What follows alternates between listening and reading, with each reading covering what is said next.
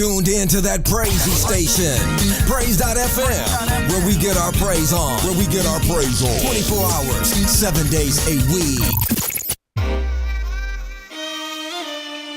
Good evening, everybody. Welcome to the Momentum Shift. I am Dr. Drea sitting in tonight in the studio. I have been waiting for tonight for weeks. It feels like it's been like 2-3 months. Just trying to get these folks, these famous people on my schedule. Y'all just don't know what it's work sometimes. When you try to get on these famous folks' calendars, y'all don't know. See, I'm just hanging out every week at the house while they on red carpets. They all in LA. Dr. Lady Rain, the producer of this radio station, the Valley of the Sun, Praise.fm radio. She just left Praise Fest New Orleans. I hate that I wasn't at home. She out there eating all this good Creole food, this good Cajun food at home. I didn't get a chance to ask her tonight, but I'm gonna have her come on camera. Not she won't tonight, but in the future, after she done rested up, because she was probably traveling all late, just trying to get every little last minute of the food down at the airport. I know how it is. When I go home, I'm trying to stop and get this, get that, get the other, all that wonderful stuff that I have to pay fortunes for to get it here from Louisiana. But she had the pleasure of being in Amite, Louisiana this weekend. I got to watch some of it live. It was phenomenal. So if you didn't get a chance to catch the live, please watch the replay. Eric Jones made it do what it do down in Amite, Louisiana. It was powerful. I got a chance to hear some wonderful, great music. Praise Fest is just going all over the nation, all out of the country. She's in the Bahamas, she's on cruises, she's there, everywhere. Praise.fm radio is where the praisey praise happens. So I want to shout out Dr. Lady Rain, who produces all of these wonderful shows. If by chance you are looking for an opportunity to have your own show, I encourage you to reach out to Praise.fm. You can message, then inbox her, and they will talk with you about what it takes to have your own show. Also, additionally, if you are interested in finishing your education, if you'd like to earn a certificate, maybe like Christian life coaching or whatever your interests may be, I suggest you enroll in Christ Central University, where Dr. Lady Rain is the owner. And this is her vision. And we're so excited about everything God is doing through her and in her. It's the summertime, y'all. If you live here in the Valley of the Sun, you know it's hot. Yeah, about that. I was struggling today. I'm just going to say, I wasn't ready. I'm never ready. I've lived here 23 years. And every year I feel the same way. But you know what? I don't miss humidity, so if I have to choose between one or the other, I will choose the desert any day. There is beauty in the desert. For those who got a chance to watch my live the other day, yes, my husband and I got off the airplane. We decided we were going to be grown-ups and go to Vegas at 9-something at night one night, and the next day we couldn't get out of the bed. So we pretty much went to Vegas and stayed in a hotel because I was just too tired. So that's what happens when you're 50 plus. Can't hang out with the young people. No, I can't do it. I don't have it like that. So I can't do like bro Vince over here who just can hang all day, all night. I don't have it like that. You know, he just full of energy. I'm gonna be like them one day when I grow up. That part. So it was nice. I did get to see one great thing though. I love those fountains at the Bellagio. And the fountains don't fountain like they used to. Back when I moved here, like a long time ago, when we go to Vegas, looked like the fountains were on 20. They felt like they were on 24 hours. Anytime you pass by, there was a fountain show going on. It's not like that anymore. It's very scripted at this point. So you have to kind of catch the fountains. So we got to see the grand finale, which was actually beautiful.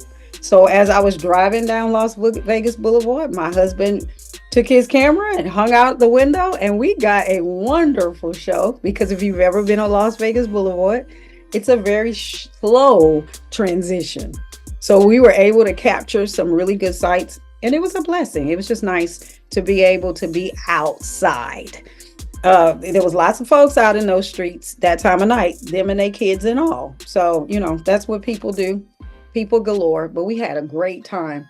So I'm going to ask you to invite your friends in. If you have not shared this, I'm going to ask that you share it because we want people to hear this great testimony. I am so blessed to have Vincent and Larice. I'm going to say it right. Because, I look at the way it's written and I'm going to screw that up. Larice. Larice. Larice. Yep. Larice. I'm going to get it right. I'm going to get it right. On the show, it is such an honor and a blessing. I had an opportunity.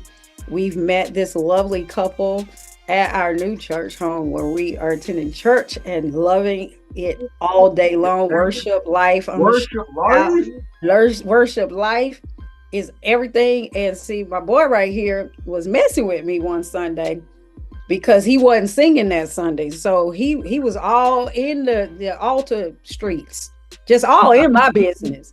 I'm like, can you just worship? Because he all in my worship life. It's an individual situation. He was all in my worship life.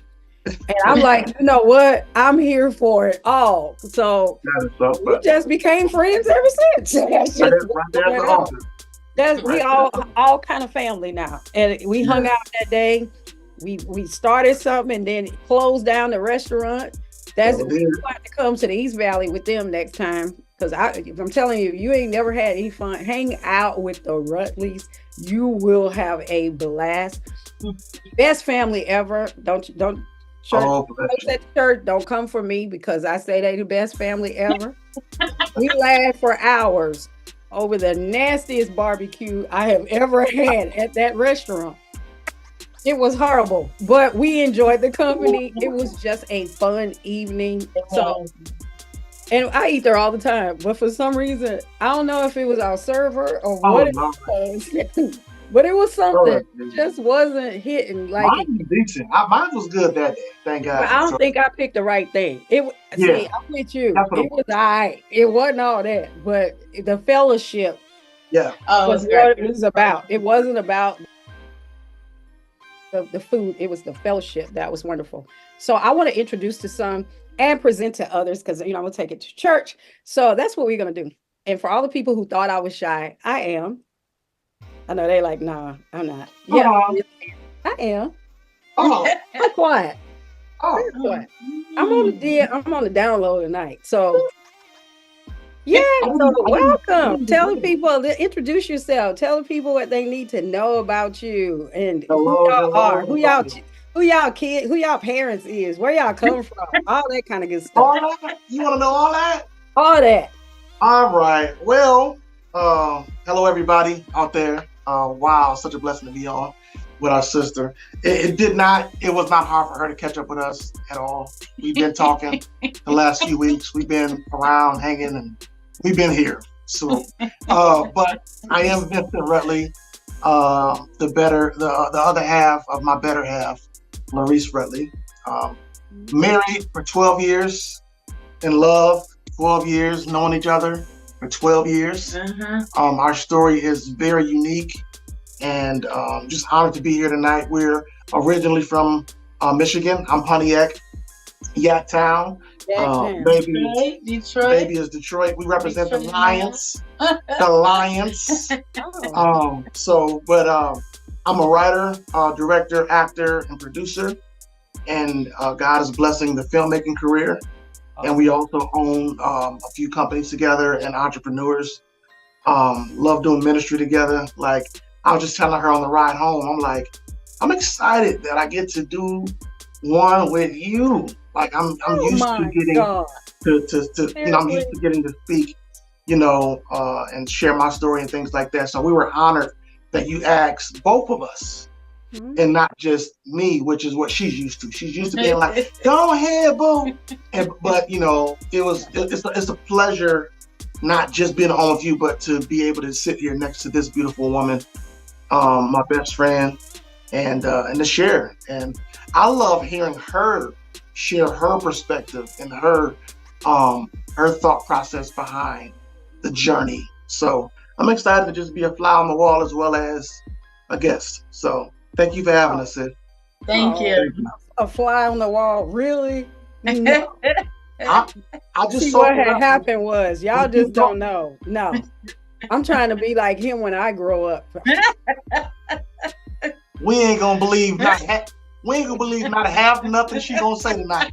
Not a half of nothing she gonna say. But so honored to be on. Yeah, I'm grateful. Thank you. No, well, thank you all for even saying yes, because it's not. I know you guys are busy. Everybody's busy, and for you to say yes I was just so honored. I heard him got that flyer done. I was like, let me get that flyer done now. Let me hurry that thing up. I rolled it out like quick. You texted back. I was like, let's change the date right quick. I could boom, quick, bam, just that quick. It was done, done. See, so you have to learn. I had to learn how to do all these things because in the beginning, I was having to hire those services out, and that gets pricey. Get it. So I had to learn how to do some stuff on my own, so you don't have to wait on other people and their time schedule. So there's very little I don't know how to do because I will sit there and figure it out. And once I learn Jesus, it's on. It's on. Yeah. So you have to learn. I mean, so I'm learning. Dr. Lady Rain teaching me how to do this red carpet life. Come on. First time I got to do it was at the Stella Awards. I was supposed to be behind the camera and somehow I got pulled out in front of the camera. So she's been teaching me about this radio life and I'm learning. I'm still learning this radio life. You got a microphone with your name on it? No, there's no microphone with my name on it. There's one with her radio station name on it. There's gold mics that I get to hold every now and then. Okay. And stand in front of, and take pictures with people who make records and who sell CDs and whatever it is they do now. I get to do that sometimes. And some folks that do some acting. So, I feel this is an honor because, very seldom do people get called places because they are in the running for an award. So when you share that information, I was like, whoa, I'm sitting here with royalty right now. I'm like, come on, Jesus. All glory to God. So I watched the clip, your short film, and I'm like, wait, you making it do it. So I was impressed. I'm like, okay, God, what I appreciate about ministry doesn't always look like preaching like people think. There's so many ways to minister to people. And so because of that, with that in mind, I'd like for you to share just a little bit. Let's go back to how you guys met. And what we're going to do is we'll talk a bit and then we're going to do a break in about 10 minutes and then we'll come back and finish up. So how did you all meet? The folks want to know, like, how did a wonderful man from Yaktown meet this beautiful woman from Detroit? Like, how did that even happen? I'm gonna share my little brief spot, and then I'm gonna let her share her perspective, which I love hearing. And that's what I meant when I said a fly on the wall. I like sitting back and just listening to her share her perspective. So back then, 2011, that was the time where I was just doing stage plays, stand-up comedy and stage plays. And it was a good season. I hadn't started doing anything film yet, just a lot of local stuff.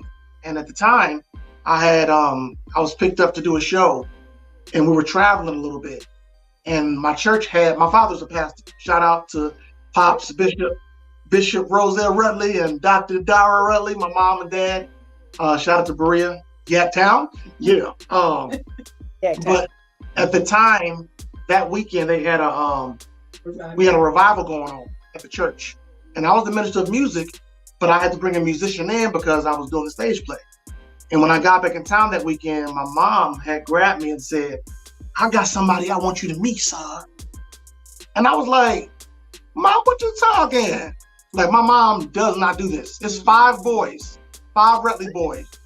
And she's never introduced not one of us to a woman before. And the funny thing about it, sis, is I was excited about this, but my mom never met Reese. She saw her at the revival. She saw the girl at the revival and said, I want her to meet Vinny. So we come to the last night of the revival. I'm back in town.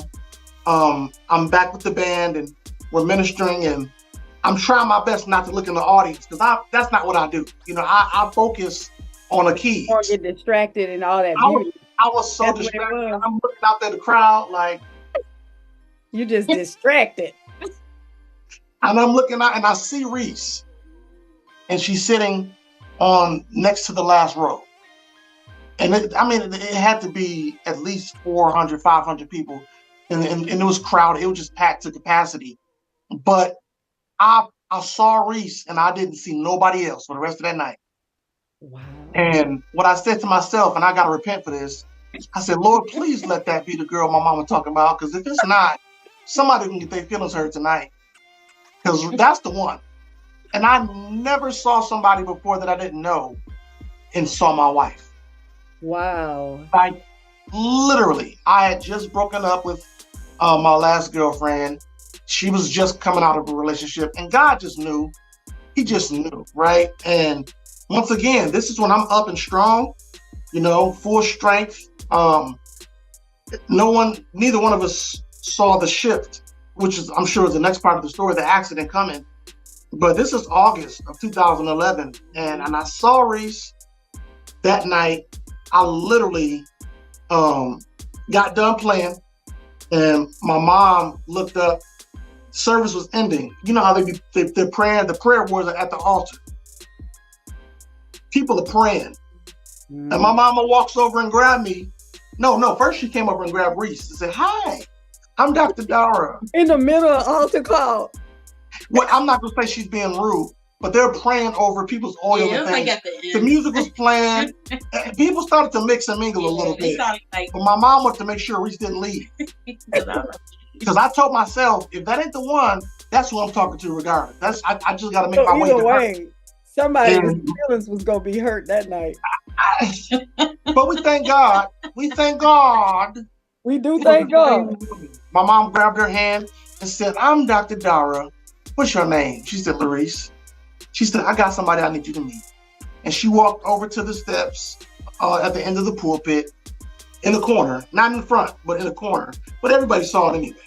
Everybody. So she said, Vinny. And I looked like I didn't see him coming. I looked up like. Did you try to act like you were surprised? You know I did. I know you know I did. I'm looking up like, huh? What's up? She called me over. That's and funny. She said, Vince, meet Larice. Larice, meet Vince. And she walked away. That was it. Just walked off. And I flowed down the steps like a little angel. Like I just did it out. But I looked in her eyes. She looked in mine. Conversation started. And immediately I knew that I had found the one. We were 25, going on 26 at the time. And I know she's getting ready to tell her side, but immediately that next day I fasted for 3 days because this was the first time that I met somebody and I needed to know from God what he thought first before I fell in love and then went back and said, well, Lord, what you think? No, I had been doing that my whole life. This time I said, I gotta know. I think I know, but I have to know. And the Lord confirmed it 3 times in 3 days. And on the 7th day, we were on the phone and I told her, I love you. And I believe you're my wife. Wow. And Reese said, I know. I was just waiting for you to confirm it. 7 days. Sir, have mercy. When God says time, wow. He'll confirm it. It's funny because we had been in the same venue about 5 times that summer and never really officially met until that night. So let me make sure I'm clear. So moms peeped you out at the Reese out at the revival. She was sitting on 1 row back from Center's row. all the way back there. You know, they be calling it Center's Row. I don't know why, because I would hope everybody in there, we all got equal opportunities, you know. So she didn't found you. I don't know what row you was sitting on when mom saw you though. But mom's like, that's my daughter-in-law. The Lord showed her you before you walked through the door. And when she saw you, she knew. And she was like, wait, I ain't finna let her leave this building. I don't care if the folks is down there tarrying in the whole middle of tarrying service.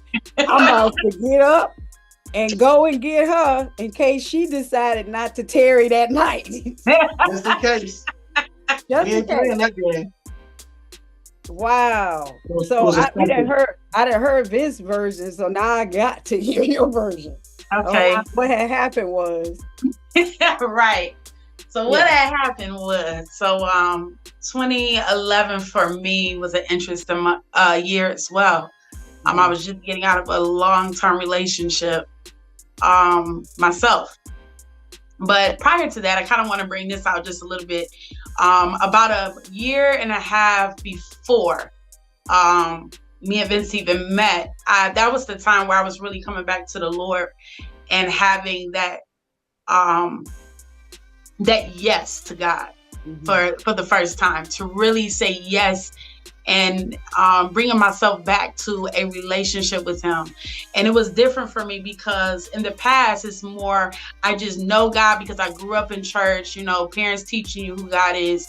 But this time, this was more that authentic relationship with Christ. And during that time, God had been dealing with me in a way I've never had him deal with me before. He was just revealing himself to me. It started with me being at a women's group where we would pray. And that's where I was learning how to pray. And God was showing himself so mighty in my life. I remember just praying, and I was having consistent visions and dreams. And so when 2011 came, I knew at the time, the relationship that I was in, it was time to go. Nothing wrong with the guy, nothing like that. It's just, you know, sometimes you just know it's time to move on. So for me, it was just pretty much saying, okay, I need to move. I knew that God was shifting. It was a shifting time. So me and Vince ended up, I got invited to a revival at their church. And what's so crazy is I knew no one in Pontiac. How far is that drive? I've never been to Michigan. How far is that drive? It's about I'm in Detroit. Well, at the time I was living in Ypsilanti because I was going to Eastern Michigan University. Okay. So my parents was in Ypsi. So that was an hour drive. An hour and a half. Yeah, it's like an hour. Oh, it's good probably like an hour and 20 So Pontiac's about 35 minutes from Detroit. Correct. But she stayed more in I stayed a little bit further out suburb. In the suburbs where the university was. That's where the rich people live. What'd you say? Where the upper echelon live. That's what I well, I don't know what I like. No rich house. So I got invited to go to this revival, and the funny thing about it is I had no desire to really go to the revival. And I really, honestly, I just didn't want to go. But the Lord spoke to me so heavy. She's just keeping it real. That's what I'm talking about. I got to keep it real. And you know, it was a nice service too now, Doc. It was a nice service, okay? We ain't did nice services in a long time. So for me, I'm like. So it was one of them kind of services, huh? One of them kind? Okay. Yeah. So, but leading up to this moment, leading up to that Sunday, because it was a Sunday, I had already had a vision. So the Lord had gave me this vision, and he had showed me that I was in the church. And it's crazy because before I even knew the church, I already seen the church. So God had already showed me, and it was exactly the church. Exactly. From the wood color to everything. And I remember him showing me in this vision, that I was standing next to a man, but he never showed me the face. It was like a silhouette of what he would look like. And I remember just like kind of looking back and forth in his vision. So it was very interesting to me. And I would ask the Lord, like, what does this mean? You know, because at the time I really didn't know. So I'm like, what does this mean? What is it that you're trying to show me? So as time went on, of course, the Lord was he was letting me know. So that Sunday get there, I'm at my church Sunday morning. I did not want to go Sunday night. night. But the Lord said, go. I heard him so clear. He said, you need to go. So I ended up going to the service. I purposely, intentionally sat in that bank. She had an strategy. That I can come in there and get out. Yeah. See, that's why moms didn't care about the tearing service that was going on. She was like, nope, I'm going to catch her before she leaves. Just for the record, it wasn't no tearing going on. It was done. It was done. I just don't want people. I know that. No, when I say tearing, I ain't talking about the real tearing where folks be at the altar talking about Jesus, Jesus, Jesus. I ain't talking about that. I'm talking about the tearing service that happens after church where people talking. Yeah. The carrying. That service. Yeah, I got you. Amen. She was like, nope, I'm gonna be out. I'm gonna sit back in one row from Sinner's Row so I can get out. Exactly. I was like, I'm getting up out of here. Intentionally being intentional about where her intentions were. Exactly. I ain't about to sit up here and fake it. I was like, I'm gonna go ahead and get on out. But what's so interesting is I ended up going to the bathroom because I was like, well, I knew God was moving because he speaks to me very, very clearly. And when his presence is heavy and when it's tangible, God's presence, it operates differently depending on the person. But for me, it was very heavy. I can feel his tangible presence on me. And I remember I was in the bathroom. Nobody came in that bathroom that whole time. The Lord spoke to me and he told me, I said, well, Lord, I need you to reveal to me what it is you want me to do. Because if I'm supposed to be here, I knew who he was going to be to me. But I said, he need to come to me. Okay, scripture says he needs to come to me. I ain't going there. The Lord tapped Reese on the shoulder and said, go ahead, get your man. Go ahead, get your man. In my name. In my name. Go ahead, get your man. In my name. So while he was tapping her on her shoulder, what did he tell you? While you were sitting there pretending you weren't watching her the whole time. He couldn't even watch the whole service. He probably didn't sing the right notes that night. He was probably off the whole night. The people probably like, what's going on with him? I think I messed up about 10 times, like just tapping the wrong key. They were like, what is wrong with you? I'm like, C, go to C. Go to C. Go to 1. Go to 1. Go to 1. Every time I messed up, just go to 1. Everybody just go to 1. But she glowed. Wow. He glowed to me. That's crazy. I literally, and I knew it wasn't my flesh. I knew it wasn't me lusting after somebody. It was different. I had never had, I always had a natural connection with a girl where they like my personality and I like theirs. And I always had a physical where I'm like, well, you beautiful, you're cute, you handsome, all that. I never had a spiritual connection with the woman before. And when I saw her, I didn't see her for who she was because I didn't know her yet. I saw her for how God saw her. And all I saw was purity and she glowed. And I fell in love with her spirit first. She wasn't even close enough for me to see her face. So I was just like, is something there? And right in this section, and I can't stop looking at it. And my spirit was drawn immediately. So when my mom brought her over and I saw how gorgeous she was with her beautiful dimples and this little pullback ponytail with the little wave, with her white t-shirt, with her white skirt, with her silver sandals, I was just like, your whole outfit. I was like, I said, that's me. That's me. So all that white came in, it was very angelic. You know what? On that note, we gotta go to break because I want. Laughter is so good because it's amazing how God orchestrates the things that He does, and He's very intentional. I know I said that earlier, but He really is intentional. He will take you all over the world for you to meet that one person that He intended to meet. Right. So one day I'll tell you our story about how we got together. Not tonight. I need to know that. On your show, I might tell you that story. But it is interesting how God will do what He does. He'll take you to a place you've never been before, and you wonder like, why am I here? Just for you to meet that person. and totally transition your whole life. Yeah. And change all your plans, because he changed all your plans. All my plans.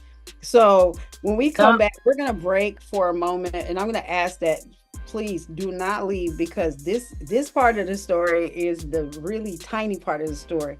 When we come back after the break, we're going to get to the meat, the nitty-gritty part, because this is the part that when you look on somebody's Facebook page, because I actually will look and see what God is doing. And there was one picture that I saw that totally stole my heart. And I didn't even know that I would have the opportunity to sit on the same row with them at church. I mean, you just never know what the Lord might do. I just so happen to be sitting on the same row with Destiny right here. And to hear their story, just to watch that clip of that whole testimony, it really was life-changing. So I have a reason why I wanted you all to come on and share, because there are people who are probably thinking, what if God is going to ever do it for me? And he did that. And I knew if I never knew that God was able, I knew that God was able after watching this clip. So I'm going to ask that you all chill out, hang out with us, and we'll be right back. Have you ever wanted to host your own inspirational radio show? Have you been called to inspire and spread God's word? Please contact Alicia Rain for more info. Shop Soulful Touch Roses for your personally designed rose at soulfultouchgifts.etsy.com. Hey everybody, it's your boy Maharo Peoples Jr., aka MP2, and I want you to go to HarlemBoyCollection.com. That's HarlemBoyCollection.com. I need you to join the Harlem Boy tribe today, because Harlem Boy has just come out with the MP2, yes, Maharo Peoples Jr., MP2 edition tribe basketball shoe. We have it in men and women's sizes. Come on, y'all. HarlemBoyCollection.com. Visit today and get your signature MP2 edition tribe basketball shoe today. Join the tribe.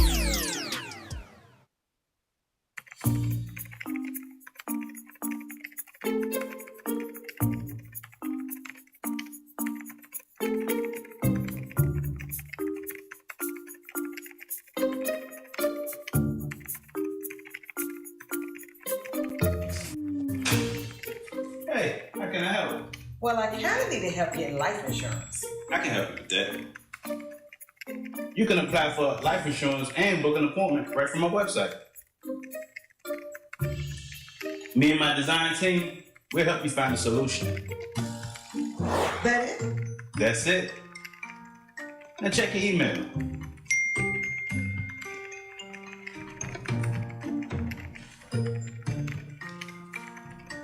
WOMATProtects.com.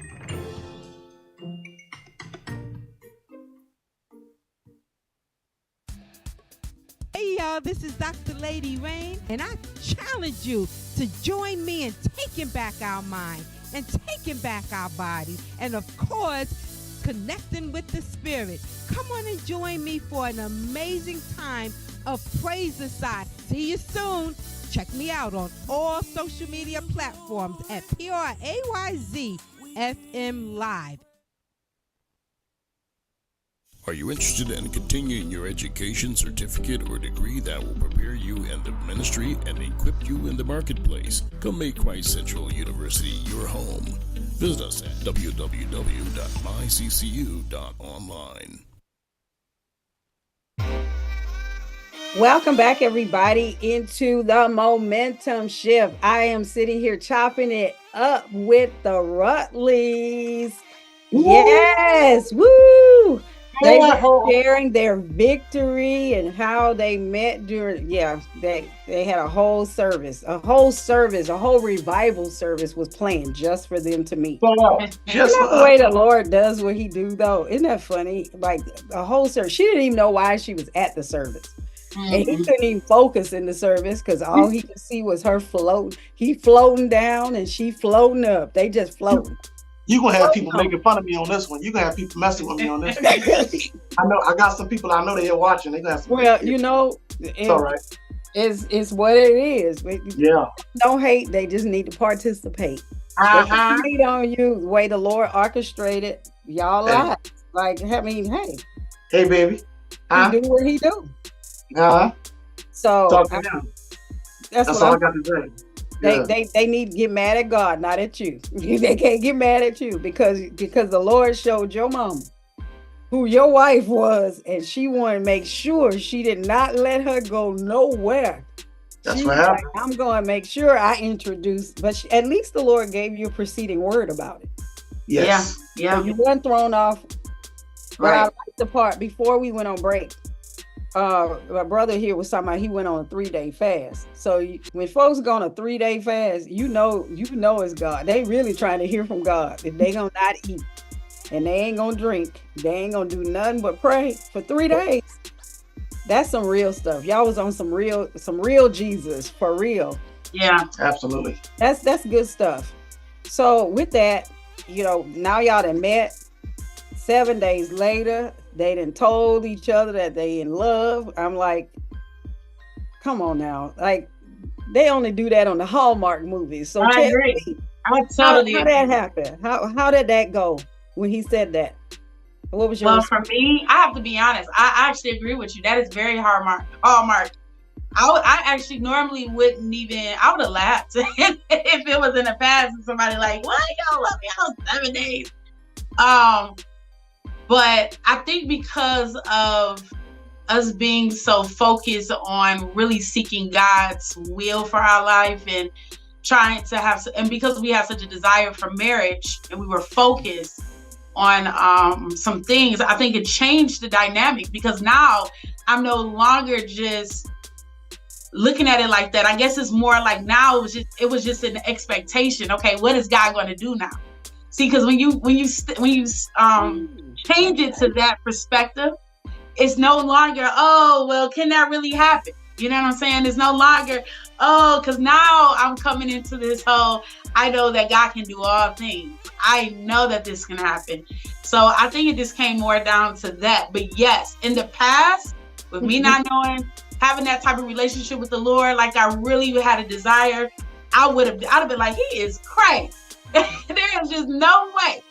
He gonna sit there and tell me he's not in 7 days. And I almost didn't tell her. I bet you didn't. I bet you almost didn't.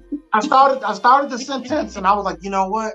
Because we was doing all these little innuendos, all this little, we was talking in codes, and I'm over here talking to her, talking about something. You know what? You gonna make a good wife to somebody one day. You gonna make a bomb wife, girl. And I said, you know what? I want to be at your, make sure, no matter what, I'm at your wedding. This is 7 days in, 7 days. And I'm just doing all this little around the corner stuff. And I was like, you know what, man, forget it. God had already told me. God told me who she is. I might as well go ahead and tell the girl what the Lord has said. And I was so nervous. I said, you know what? I got to tell you something. Nah, never mind. And she was like, no. I ain't feeling that. She was like, you ain't about to play that game. If you got something to say, you done opened the door already. You got to tell me now. Now you just got to tell me. Like, we building this relationship. You can't be playing around like that. Like, just say what you got to say. And I said, just say what you said. I said, I believe you, my wife, and I love you.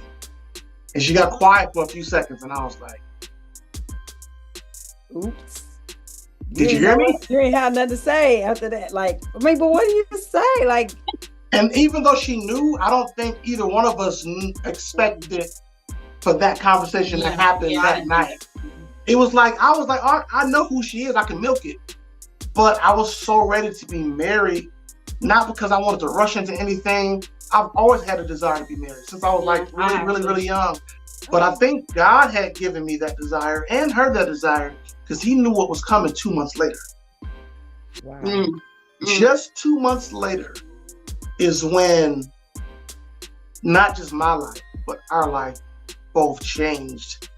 And if it wasn't for us being so ready and so in tune with Holy Spirit, we wouldn't have moved as quick as we did. No. When it came to being in love and preparing for marriage. No. So not trying to rush the story along, but we I think you're right on time though. That actually, this is a good segue into that. Okay. I do want to say what I thought was interesting because you know the revival is something. Remember, I said I didn't really want to go to, but God gave such confirmation during that revival. I was called out about the marriage thing. You know, the whole desire. You know, by I think he was a prophet at the time who was speaking, and he actually this is what he told me. He said, "Do you have a desire to be married?" Because he had an accent.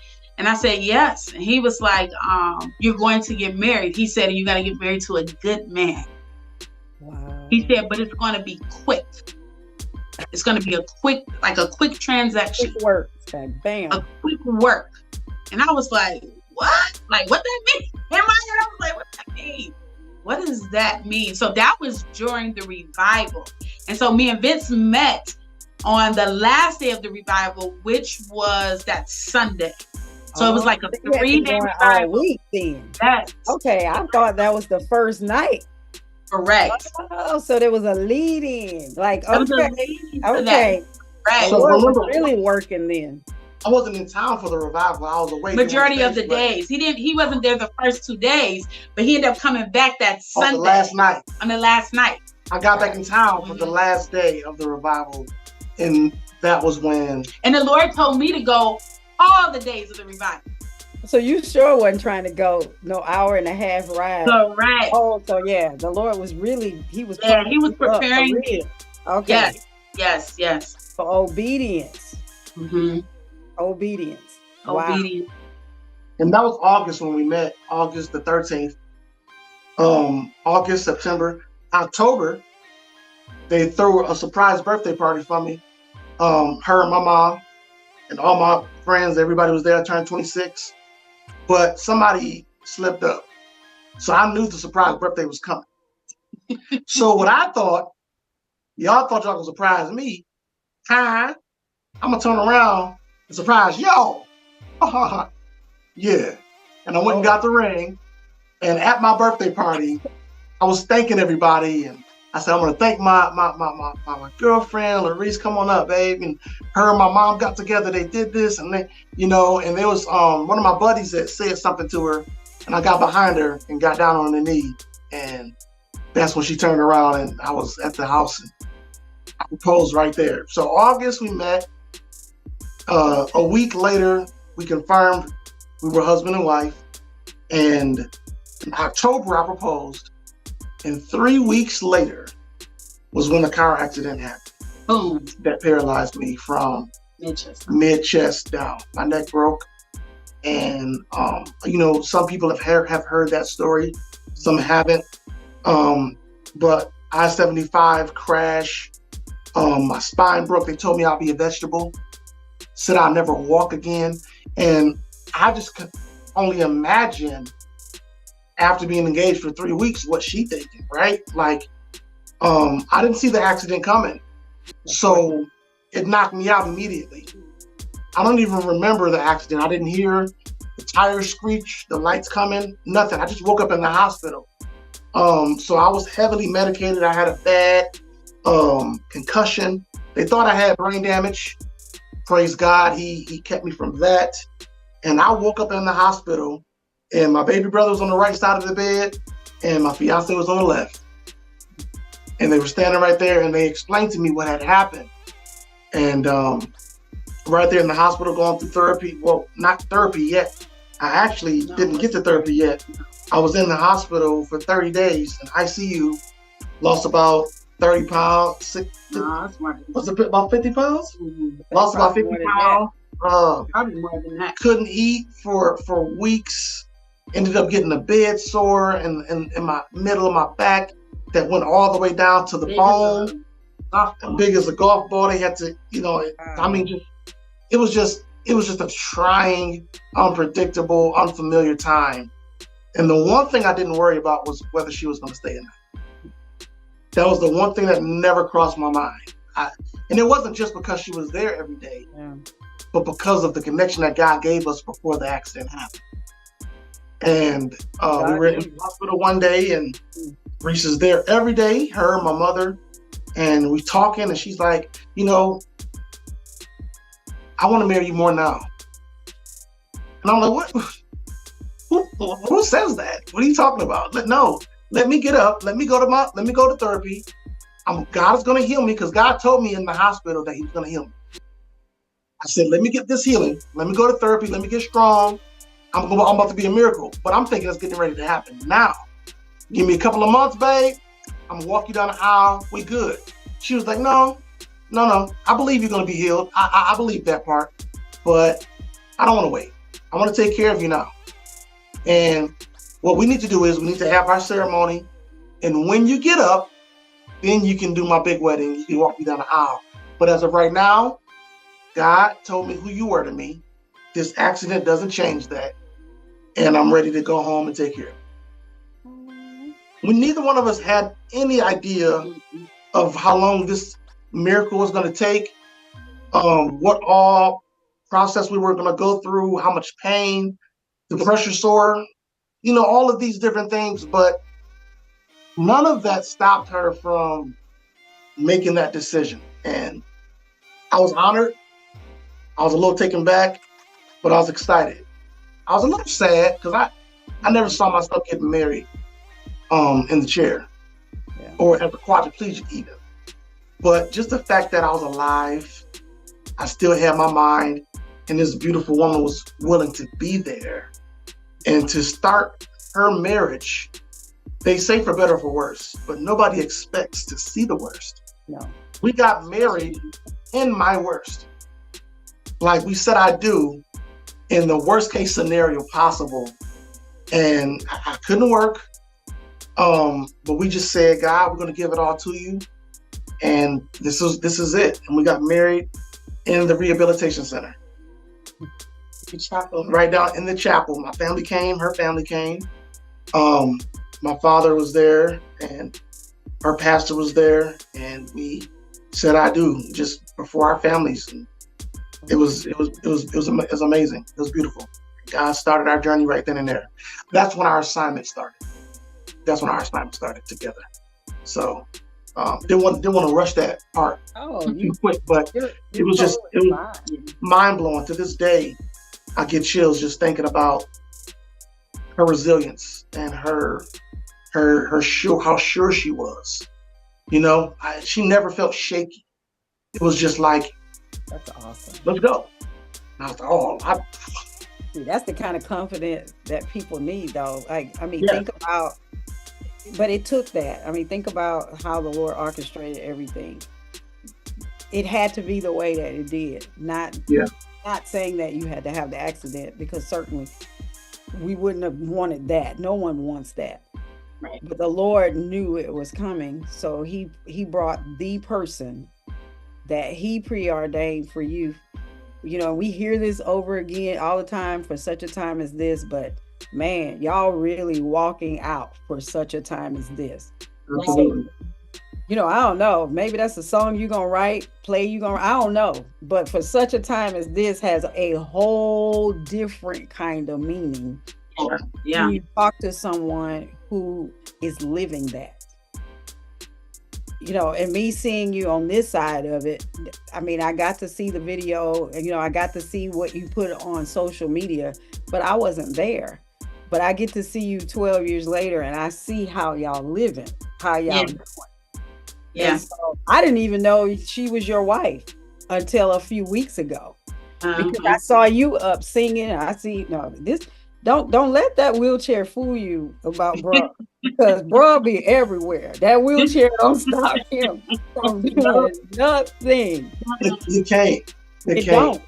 And that type of tenacity is just, that's something that's an only God kind of thing. Like take that kind of, because there are a lot of people. I had the fortunate or unfortunate opportunity, however you want to look at it, to work with people in a rehab center as a social worker, and I got to see people who was ready to give it up, people who couldn't do what you're doing, people who, you know, may not have been able to make it past that, or even the marriage wouldn't have lasted. You know, we get a broken ankle and we ready to get a divorce. Yeah. I mean, and let's just keep it 100. You know, people get mad at each other one night and have a fight, and they separate and going their separate ways. Yeah. And here y'all been doing this thing called life. Y'all been lifing for real. This is some real life and stuff. This isn't just a Hallmark movie. Yeah, real life stuff. For real. And the fact that your wife would say that, no, I don't want to wait. I want to get married now. It wasn't you saying that. It was her saying that. And I know you were mesmerized by the idea. Because you ain't going to tell me for 1 minute it didn't pop through your head like it's over. Like, Lord, what? You know, when we second guess stuff, even though we know God said it. But when we look at what's happening, you think certainly this isn't, that fairy tale ended. Like the end, right there. Anybody else would have walked away. Anybody else would have said, I'm 26. I am beautiful. I have this money saved. Reese was starting to teach me how to save money because I was a worker. I knew how to make it, but I never learned how to save it. And she had all this money saved, all this stuff going for herself. And my thing is, sis, if she would have walked away, I would have understood it. It would have hurt. But I'd have been like, I get it. Like I told her years later, I said, babe, I gotta be so honest with you right now. As much as I love you now, as much as I know all this about you now, back then, I don't think I would have been able to do what you did. Mm-hmm. I love you with all of my heart. But even knowing what I know now, back then, the 26-year-old Vincent, I don't think I would have been able to see you laid up in that hospital, paralyzed, not being able to move a muscle, barely able to talk, like whispering, see you in that condition and say, you know what? It's okay. Let's just get married now. It wasn't in me. And God knew that I would be able to handle the physical side probably better than her. But he knew that she would have been able to handle the mental, spiritual side of being the supporter, being the caregiver, and the wife to a man that they just said was going to be a vegetable. That's the faith of the family was strong, but that ain't got nothing to do with her. She had to have her own relationship and her own level of faith to say, I heard what they said, and it's okay because we don't receive that. My mom stood in the hospital and told the doctor, after he's going to be a vegetable, you're going to have to feed him, you're going to have to clothe him, he's not going to be able to move his hands, his arms, he's not going to be able to properly turn his neck. Look at all the lies they told. Well, they only tell what they saw. They can only give you what they know. Exactly. They don't know this. But they didn't know the truth, though. Right. And my mom told them, she said, thank you for your diagnosis. Thank you. But we don't receive that. But how many people do, though? See, that's the thing. They take it and it'll become like a plaque on the wall. Like it becomes their trophy. It becomes their identity. It does. It becomes everything about them. But look at the Lord. And 12 years later, all the things that they said you wouldn't be able to do. How come I see you doing it every time I see you? He all in LA doing it. That's the thing. Well, I do want to say this, when it came to me having that boldness and confidence, that didn't happen actually right away. I remember I was in the hospital after they had kind of told us everything of what was going to happen. And I remember pacing the floor. I was just pacing, talking to the Lord. And I remember asking God these questions, because in my head, I'm like, what am I supposed to do? How am I supposed to be a wife to this? I mean, they're telling us he can't do this, Lord. They can't do that, Lord. What am I supposed to do? Me and my sister-in-law at the time ended up going to the church, and me and her was the only two in there praying. That's a night. And there was the night. Yep. Me and her was the only two in there praying. And I remember, clear as day. And this is why I'm grateful that I have such a relationship with God, because even in the midst of chaos, you can still hear, move, and be obedient to what God is telling you to do if you focus on him. And I said, this is going to be the moment where I'm going to focus on God and not allow the chaos to make me so removed, right, from what it is that he's trying to show me. And I was in prayer, and the Lord showed me so clearly in another vision. And he showed me almost like building blocks. And these building blocks were a spine. And he was showing me him putting the spine back together and a building block. And I remember the Lord telling me, he said, I need you to trust me. I want you to trust me with your whole heart. Now we hear the scripture all day, trust in the Lord all day, but it takes, now I can't just say it. I got to believe it. I need to receive it, and I need to do it. So here we go. Now I'm being tested in another way I've never been tested, because in my mind, in my heart, I'm saying I trust God, but at the same time, I'm a little shaky about it, right? I'm a little nervous, but God gave me this confidence. He says, trust me. He says, and go ahead and move forth with him. He said, just trust me. Wow. And that's where I ended up being able to get that boldness and that confidence to say, let's do this. Not knowing what was coming, not knowing what was going ahead. And I know many people like to have plans. There's nothing wrong with plans. There's nothing wrong with goals. But let's be honest, God will shake them up. He sure will. If your plan is good to have, yes, he will. It's good to have a plan, but sometimes your plan needs to be able to get in alignment with God's will. So, you can always want this and want that, right? We can have this and have that.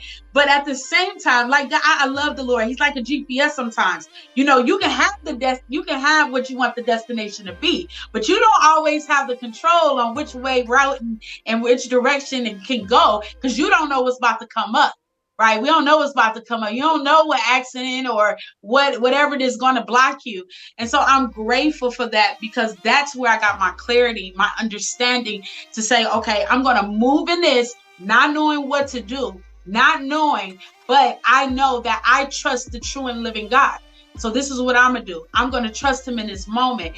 And so that's what gave me that, because any other time I would have left. It's not in my own strength.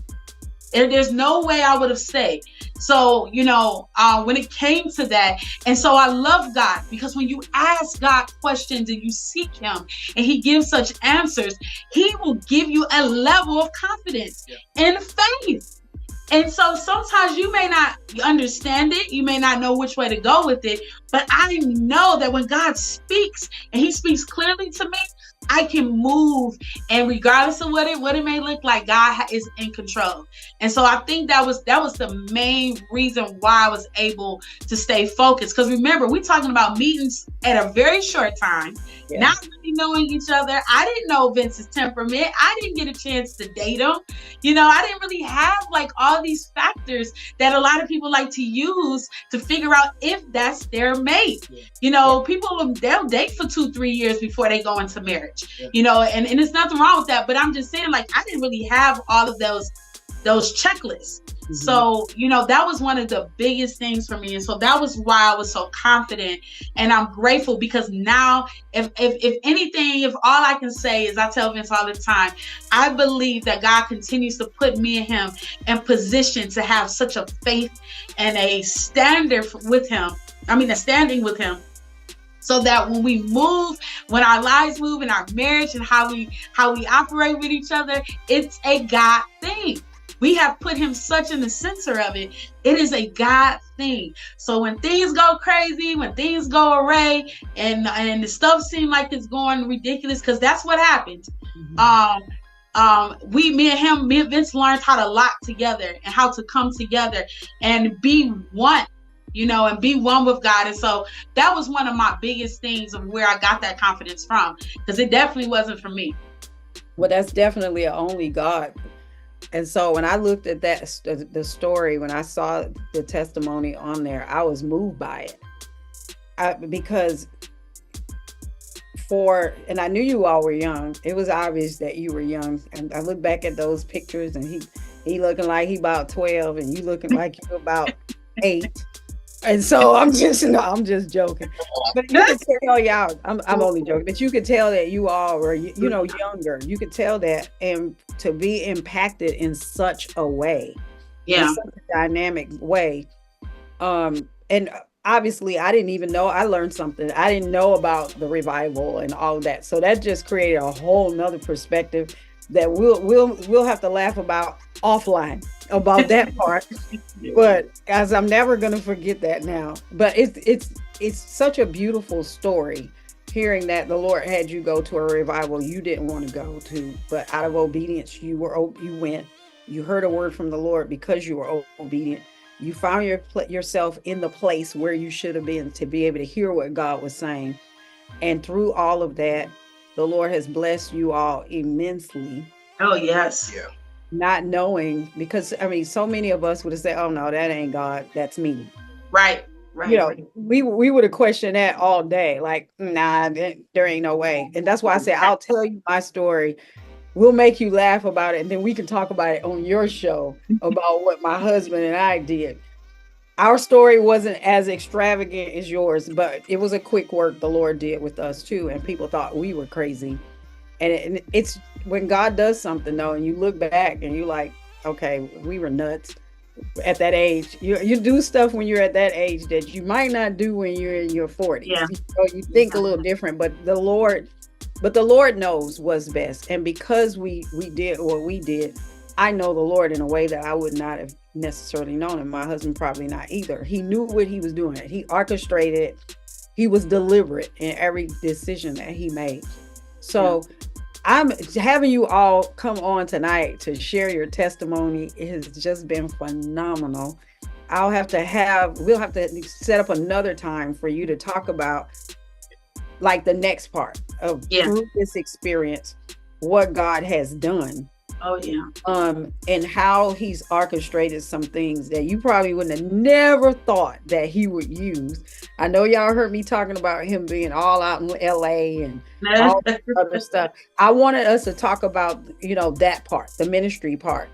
Yeah. I knew it was something more in how y'all got together than what I saw on social media. So I'm glad I was obedient and had you all come. But now there's this other part, to see how God is using something that most people would have thought, for lack of a better way of putting it, was a death sentence.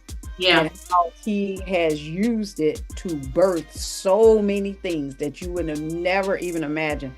And how many lives you're touching because of it. Because of your yes. Your complete yes. The Lord has really shown up and showing out in a way that got you all on red carpets in LA. So, but I'm also getting to see how God is using something that no one would give until I met you, never really gave it any thought. And I'll just be honest, but now I am seeing it in a whole different perspective.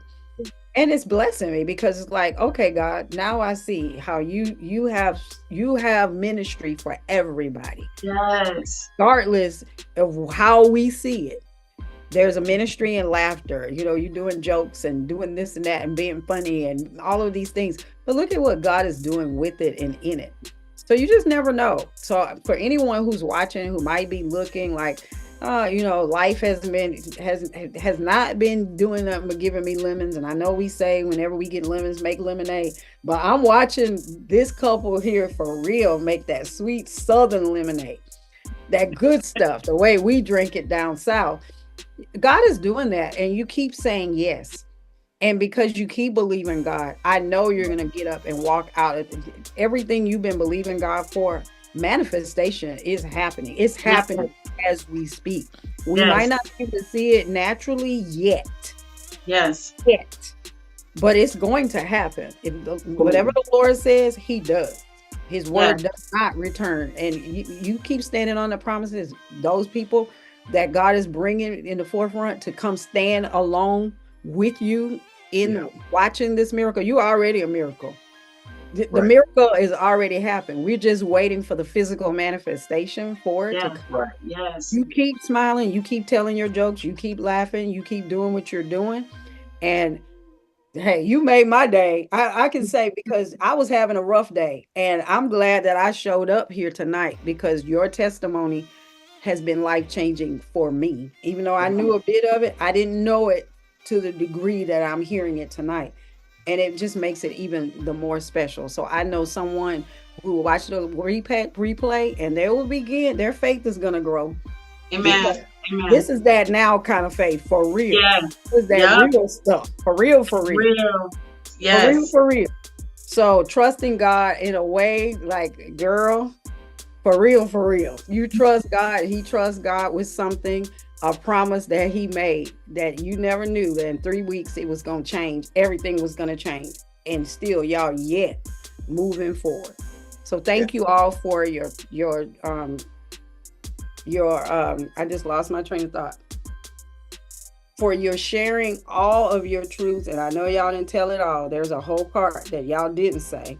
Oh my goodness. Maybe we're going to read the book. I don't know. Maybe it's going to be, I don't know. Maybe it'll be on my show. I don't know how the Lord is going to do it, but we're going to keep talking, because it's these kinds of conversations that really help people who may wonder, like, who is this God that we're serving? You know, they see Him as, maybe they see Him as an inanimate object, or they don't know Him. I don't know. But it's this kind of testimony where they can see you still smiling in spite of, and you still standing and trusting God. Maybe they can trust God and believe God also. So y'all keep telling your story, keep living, keep loving, and keep sharing the gospel, and keep singing, because they both sing, y'all. So, you know, you just never know. So we're just going to thank you all for sharing, for showing up, watching. Those people who came on and watched, thank you. God bless you. Love you all. And I will see you next week. All right. Thank you. Good night. You are tuned in to that praisey station, praise.fm, where we get our praise on.